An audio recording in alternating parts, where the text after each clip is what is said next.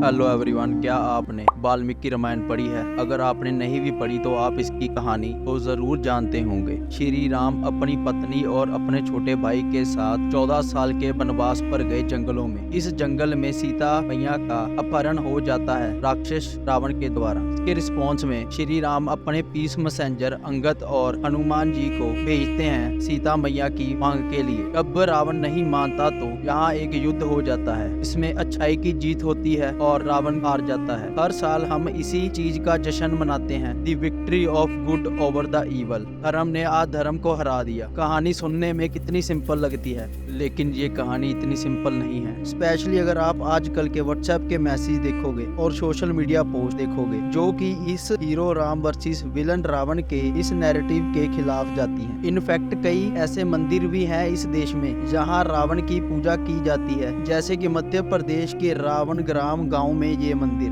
या फिर यूपी के कानपुर में दशानंद रावण टेम्पल, और ग्रेटर नोएडा में ये मंदिर। सिमिलरली राजस्थान के जोधपुर में और आंध्र प्रदेश में भी कई मंदिर आपको रावण के मिल जाएंगे, जहाँ पर लोग नारे लगाते हैं, जय लंकेश्वर, जय रावण बाबा। क्या रावण वास्तव में सही था? श्री राम और रावण के बीच युद्ध का असली कारण क्या है, आइए जानते हैं।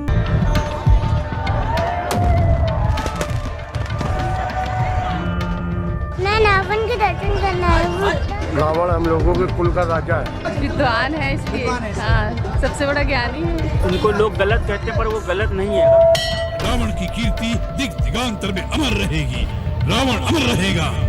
Today's video are totally different. I am not against to any religions, चाहे वो रामायण हो, कुरान हो या बाइबल हो। मेरा मानना है कि वो इन रिलीजियस में लिखा हुआ है, हम उसे अच्छे से समझ पाएं और जो लोग धर्म के नाम पर लड़ते हैं उसे काउंटर किया जा सके। जो सबसे बड़ा आर्गुमेंट रावण के फेवर में किया जाता है वो ये है, ठीक है, पता है कि रावण ने सीता का अपहरण करा, पर उसकी पॉजिटिव साइड भी देखो।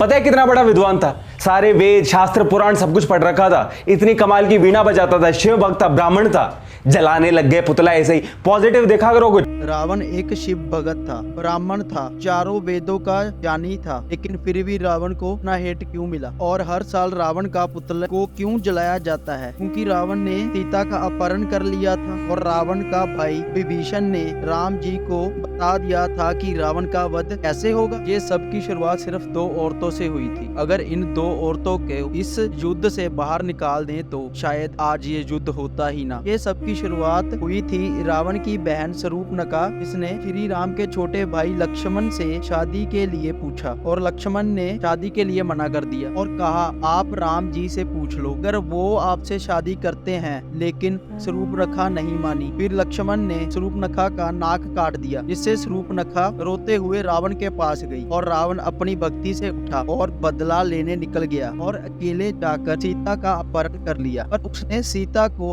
हाथ भी नहीं लगाया। सोने की लंका में लेकर गया, उसने सीता को अलग रखा, कोई भी दुष्ट व्यवहार नहीं किया। फिर श्री राम ने सीता का अपहरण सुनते ही अपने पीस मैसेंजर हनुमान जी और अंगद को रावण के पास भेजा सीता की मांग के लिए, लेकिन रावण ने सीता को से इनकार कर दिया। फिर राम जी रावण का वध करने निकल गए। यहाँ पर उन्हें पता चला कि रावण तो अमर है, मर नहीं सकता। रावण का भाई विभीषण जिन्होंने बताया रावण का वध कैसे होगा, और फिर आप सभी को पता है श्री राम ने रावण का वध कर दिया और सीता को बचा लिया। लेकिन रामायण से अगर शूर्पणखा और सीता को हटा दे तो ये युद्ध कभी होता ही ना। रावण ने तो अपनी बहन के बदला लेने के लिए सब कुछ किया, फिर भी रावण ने सीता के साथ कोई दुष्ट कर्म नहीं किया। लेकिन आजकल के लोग रावण से भी बदतर हैं, जो कि सब दुष्ट कर्म करते हैं, छोटी बच्चियों का रेप और पता नहीं क्या क्या, फिर भी हम उनका पुतला नहीं साड़ते। क्या आपको लगता है ये सही है? अब आप बताइए, आप सभी को क्या लगता है, रावण ने गलत किया? क्या अपनी बहन का बदला लेना गलत बात है? कमेंट करके जरूर बताइए और ऐसी वीडियोस के लिए चैनल को सब्सक्राइब कर दे। धन्यवाद and be close to with your loved once.